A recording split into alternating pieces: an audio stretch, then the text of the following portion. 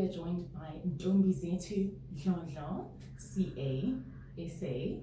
She is a chartered accountant by profession and is currently the campus manager at a global professional services company in South Africa.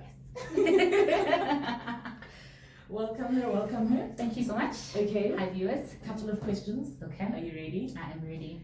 Can you tell us a little bit about what you do on a day-to-day basis? Okay, so my aim really, or my job title, is to go around the country preaching the gospel of CASA to whoever wants to listen to it, and really to obtain top talent for the firm that I work for, to ensure that we get the best candidates that want to be CAs, so that they are able to execute that at our firm.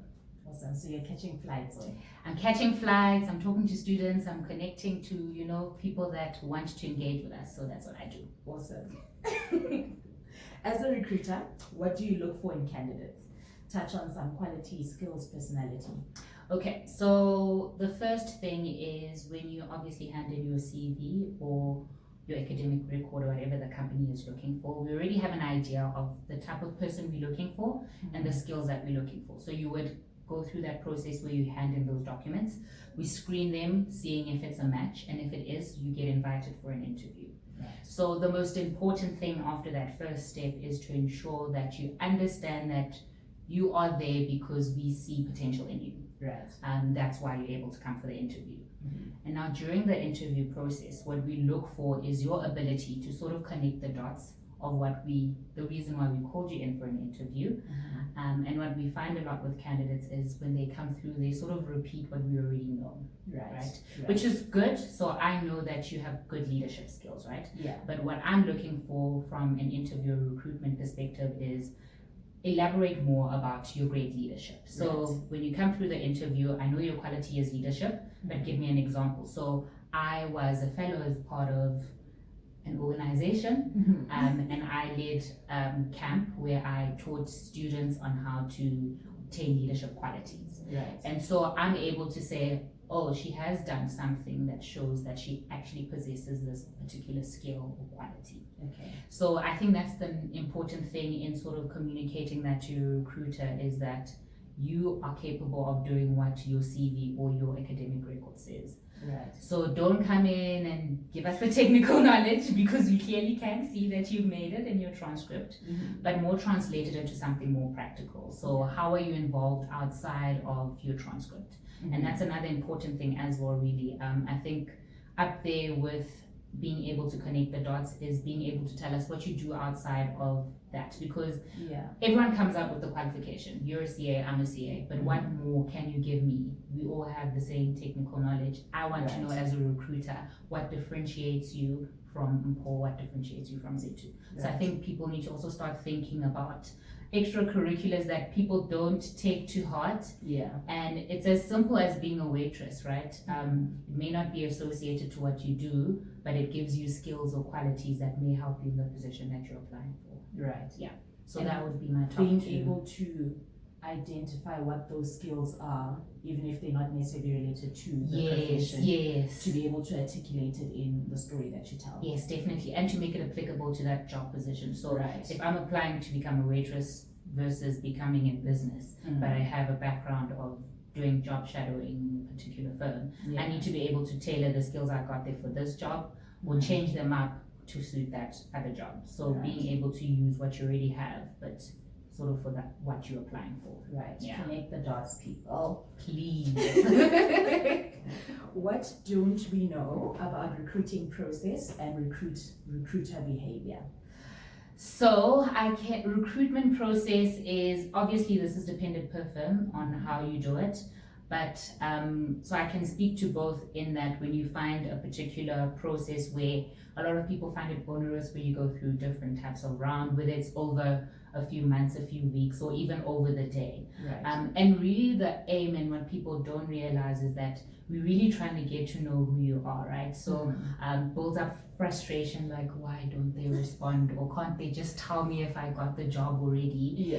So it's you getting to the point where we sort of know each other now, and I actually get to know who you are. So it's to take away from that interview stereotype where you come in and you rigid and you sort of like strict and you just tell us who you are, and more comfortable into sort of having a more conversation than an interview. Right. And secondly, because there are a lot of people that want the job that you want. You're one of many. Exactly. So we're trying to see who is best fitted for the job. And again, going back to the first point, the reason for that, the reason why you have to connect the dots and sort of elaborate on other things that you've done is that you are competing at the end of the day, and you want to be at the recruiter's top of mind.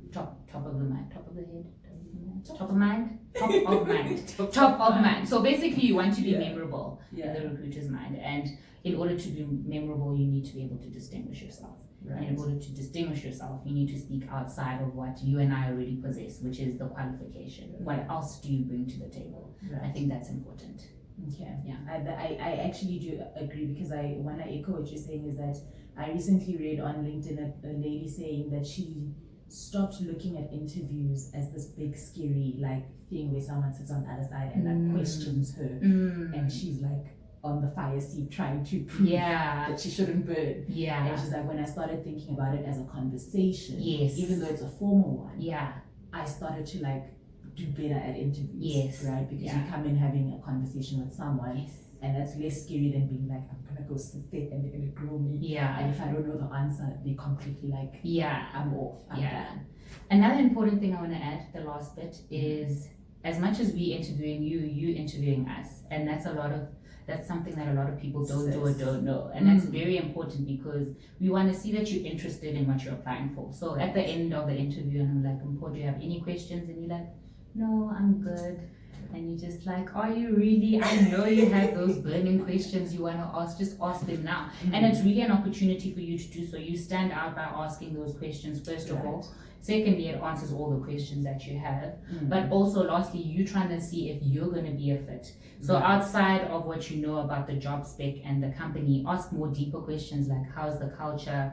How is flexi time? How do you measure my success if I were to come into this role? Right. So there's many things that you could ask the recruiter, because remember, as much as we want you, you also want to see if it's going to be a fit for you. And I think that's a lot of sort of what recruiters are scared of. So I'm just like, don't ask me any questions after. But if you do, it tells me that you actually are interested, not only about the job, but also the general work environment of the firm you're applying to. Yeah.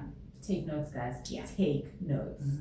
What is the most important thing to remember when engaging with a recruiter as a potential candidate?